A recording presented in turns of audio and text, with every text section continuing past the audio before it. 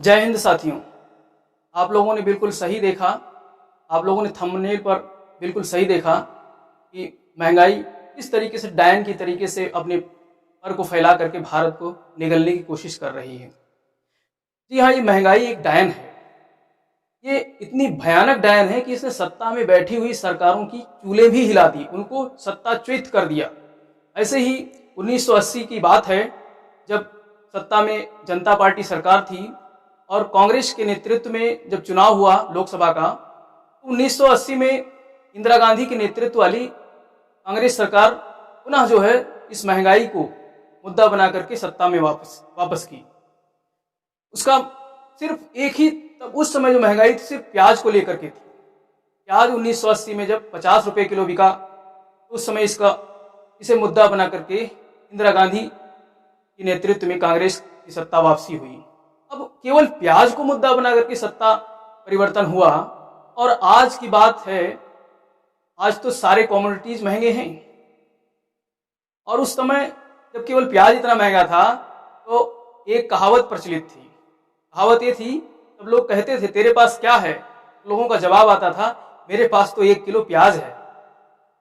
और आज तो आपके पास बहुत सारे 1 किलो हैं इस महंगाई को लेकर के। आज जहां देखो, जिस भी वस्तु की तरफ देखो, वही वस्तु जो कि हमारे रोजमर्रा की वस्तुएं हैं, जिनसे हमारा जीवन चल रहा है, वो इतनी महंगी हो गई हैं कि एक आदमी, एक एम्प्लॉई जिसकी सैलरी 35-40 हजार रुपये है, वो बचत नहीं कर पा रहा है। सिर्फ अपने उस सैलरी से अपना जीवन यापन ही कर पा रहा है। सरकार के आंकड़ों के अनुसार अगर हम माने तो जो 5 लोगों की एक फैमिली मानी गई है, तो 5 लोगों की फैमिली में उसे अपने रोजमर्रा को चलाने में ही सारा पैसा व्यय हो जाता है। अगर हम महंगाई पर, आज की महंगाई पर हम दृष्टिपात करें, तो पेट्रोल डीजल की कीमत आसमान छू रही है। 80 से 90 रुपये प्रति लीटर पेट्रोल का कीमत है। वो स्टेट वाइज जो है वेरीफाई करता है, क्योंकि उसमें स्टेट गवर्नमेंट की टैक्सेस भी लगती हैं। तो 80 से लेकर के 90 रुपये तक का भी कीमत उससे वसूला जाता है प्रति लीटर पेट्रोल की अगर बात करें। और डीजल इससे जुदा नहीं है। डीजल की कीमत में और पेट्रोल की कीमत में थोड़ा बहुत ही अंतर रहता है।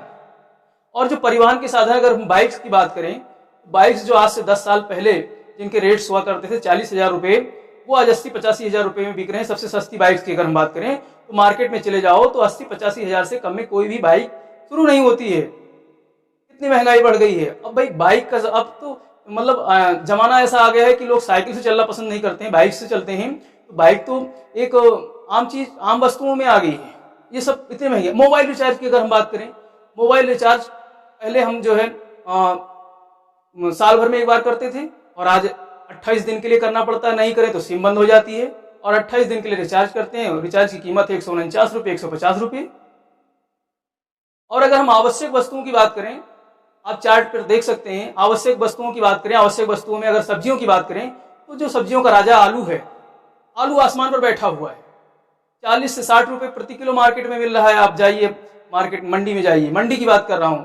अगर एक दुकानदार बैठा हुआ है तमाम वैरायटियां लेकर के, तो वो तो 70-80 रुपए किलो दे रहा है आलू। टमाटर की बात करें तो 40 से 50 रुपए किलो है मार्केट में। प्याज की बात करें, जो प्याज जिसने सरकारों की चूल्हे हिला दी, वो प्याज आज पुनः जो है 60-70 रुपए किलो बिक रहा है। तो ये सब हुई सब्जियों की बात।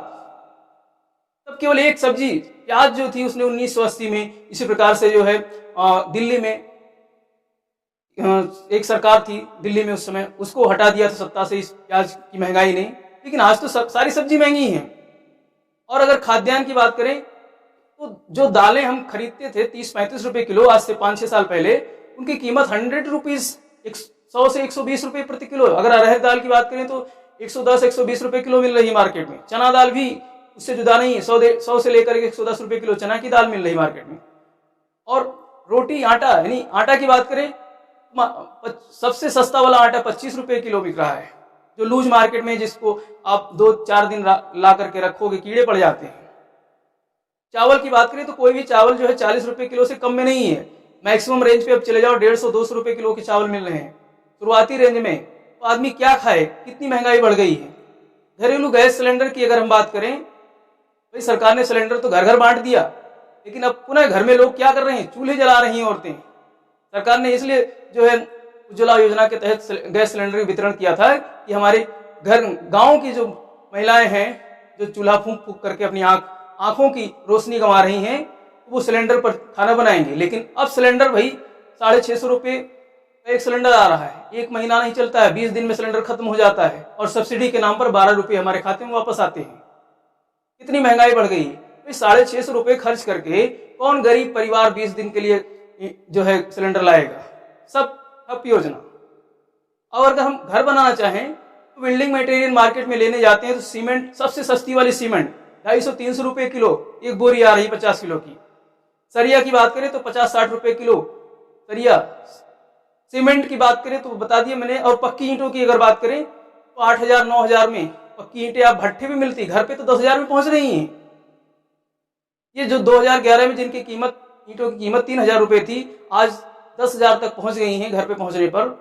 कितनी महंगी हुई। कैसे हम घर बनाएंगे। यानी एक ईंट की कीमत 10 रुपये। देखिए, आप सोच कर देखिए, एक ईंट की कीमत 10 रुपये।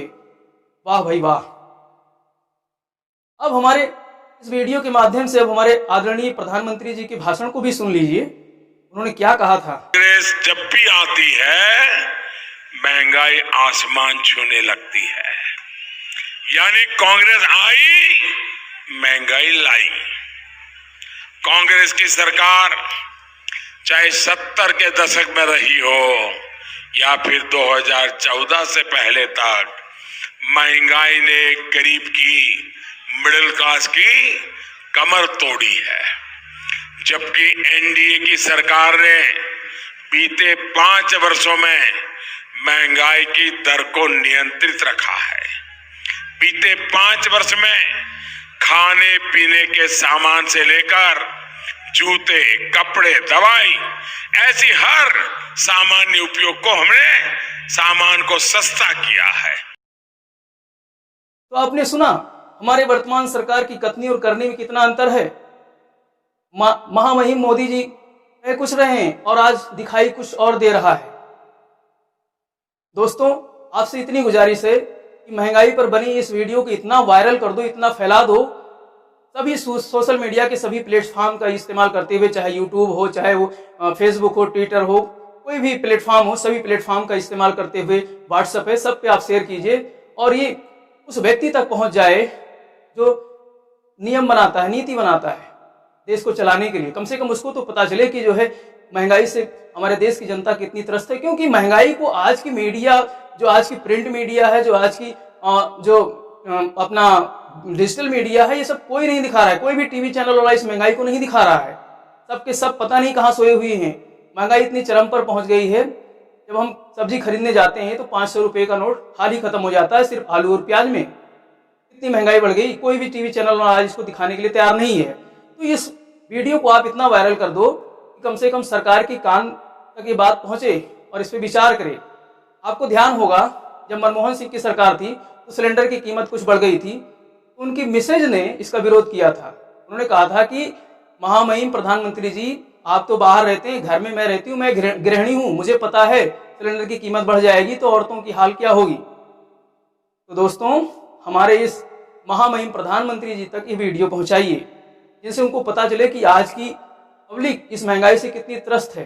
जब हमने महंगाई का विश्लेषण किया तो कुछ महत्वपूर्ण जिम्मेदार कारकों को पाया इसके पीछे, महंगाई बढ़ने के पीछे।